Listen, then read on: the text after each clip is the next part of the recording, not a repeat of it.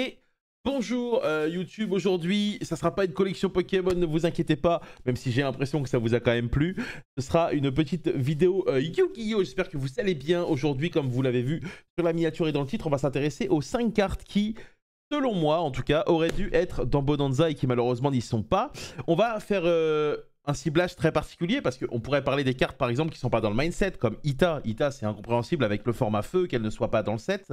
On pourrait parler du format haute où en gros on pourrait avoir Métamorphosis par exemple qui n'est pas dans le set. Pour les fans de format 2005 c'est un peu bizarre, mais nous on va s'intéresser au format 2010 qui est le format alternatif le plus joué, le plus apprécié des joueurs, donc le format qui est appelé Edison par la plupart des joueurs. Et donc selon moi il y a, allez, il y a une bonne dizaine de cartes qui auraient pu être dedans. J'en ai sélectionné 5 et vous allez me dire un peu quel est votre avis. Avant de commencer, comme d'habitude, n'hésitez pas à vous abonner. Et je vous rappelle qu'on est tous les jours sur Twitch à partir de 11 h. Demain, on n'y sera pas parce qu'à la base, il y avait l'Open sud-africain mais qui ne sera finalement pas commenté. Et donc, enfin, il ne sera pas retransmis plutôt. Et donc, on se donnera rendez-vous dimanche à partir de 13 h pour suivre un tournoi qui se déroulera à Paris.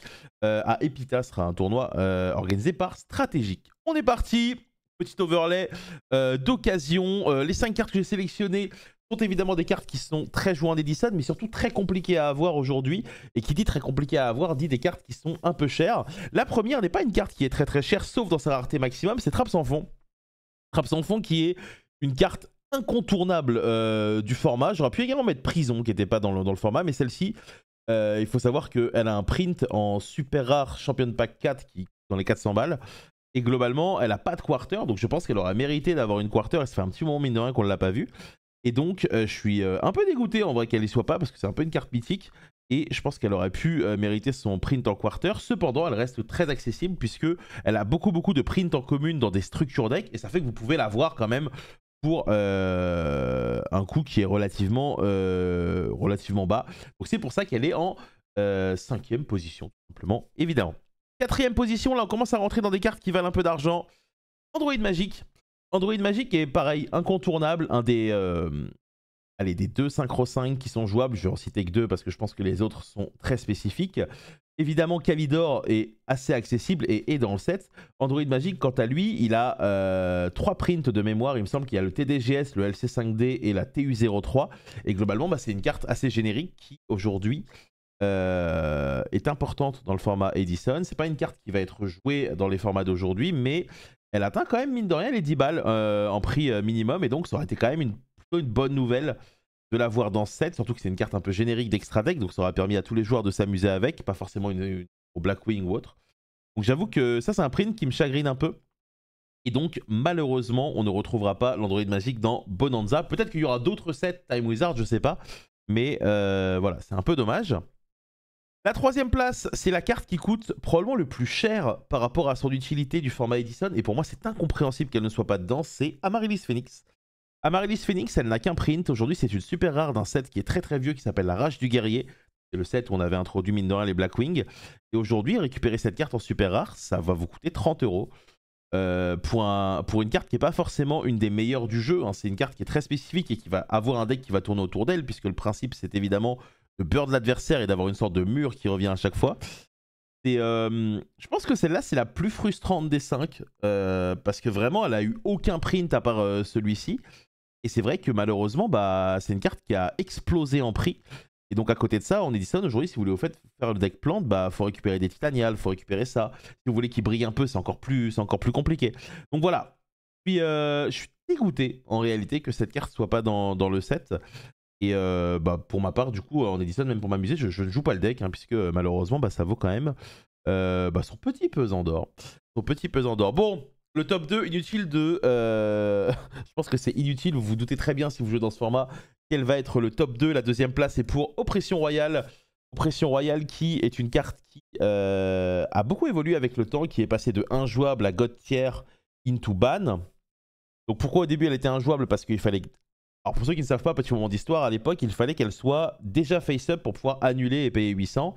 Sauf que cette carte a évolué juste avant le Fortune Tour 2009, à l'époque de Genesis Duelist et de CSOC. Et en gros, on pouvait la flipper sur une invocation inhérente. Et donc, du coup, à partir de là, enfin, on pouvait la flipper et payer directement.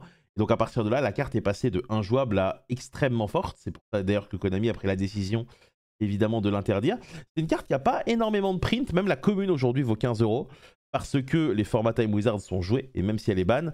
Et l'idée, c'est que, étant donné que Konami a pour habitude de ne pas réimprimer les cartes ban, c'est logique finalement de ne pas l'avoir dans le set, mais quand on voit Bonanza, on voit qu'il y a toutes les cartes ban historiques un peu du jeu, enfin toutes, grande partie en tout cas qui sont dedans. Je pense notamment à des cartes comme Charité Gracieuse, Commandant Odysque, Héros de la Destinée.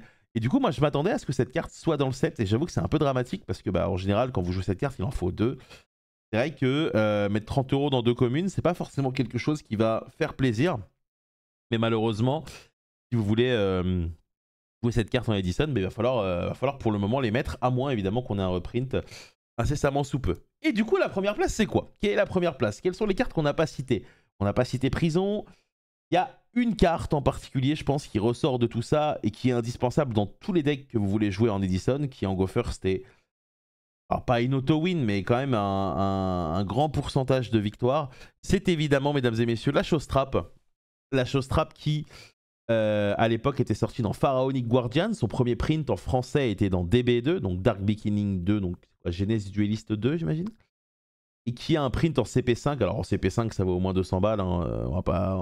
On va pas viser celle-ci. Mais du coup, voilà, celle-ci est logiquement en première place parce que la différence d'oppression royale, c'est une carte que vous allez vraiment jouer dans la majorité de vos decks, ou au moins side deck. Je comprends pas. Honnêtement, je comprends pas comment cette carte a pu sauter le pas parce qu'elle peut même être jouée en GOAT en soi. Et c'est vrai que bah, le fait de pouvoir voir la main adverse quand tu commences potentiellement pour limiter les plays en sachant qu'il y a quand même quelques briques qui sont jouées dans les decks Edison, c'est quand même quelque chose qui me chagrine un peu. Je vous avoue que pour moi, elle y était 100%. Et voir qu'elle y était pas, je trouve que c'est un peu dommage parce que du coup, certes, on a peut-être Konami, et c'est une bonne intention, fait en sorte que pas mal de cartes soient accessibles aujourd'hui. Maintenant, quand même, il y a encore quelques staples. Donc staple c'est un mot anglais qu'on utilise pour dire cartes qui sont jouées dans tous les decks qui manquent à l'appel. Et du coup, Chose Trap est évidemment la carte qui, selon moi, manque à l'appel. Et c'est quand même un peu dommage. Donc voilà, n'hésitez pas à me dire, vous, quelles sont les 5 cartes que vous auriez sélectionnées. Est-ce que l'ordre dans lequel j'ai mis les cartes, selon vous, est cohérent ou pas? Moi, pour moi, il est très très cohérent. Globalement, le set reste quand même une très bonne réussite. Si jamais vous voulez vous intéresser au vieux format pour pouvoir jouer, regardez un peu les prix à l'unité sur Card Market, c'est quand même très très abordable en Platinum. En plus d'avoir des belles cartes. Alors évidemment, si vous commencez à vouloir avoir des cartes Quarter Century nostalgiques, là c'est beaucoup plus compliqué parce que c'est un set de 200 cartes, donc les prix en français sont vite très très hauts. Pour vous donner un ordre d'idée, il est possible que j'ai été très très choqué du prix de cartes comme Chapeau Magique ou autre en regardant, puisque c'est des cartes qui littéralement sont jouées dans aucun format, mais pour les collectionneurs sont très difficiles à avoir et donc vont valoir facilement plus de 40 balles. Donc c'est un peu étonnant. Voilà, sur ce, nous on se retrouve comme d'habitude demain. Pensez à laisser un petit pouce bleu, un commentaire et à vous abonner. Et je vous souhaite à tous une très très bonne soirée. Prenez soin de vous. Au revoir.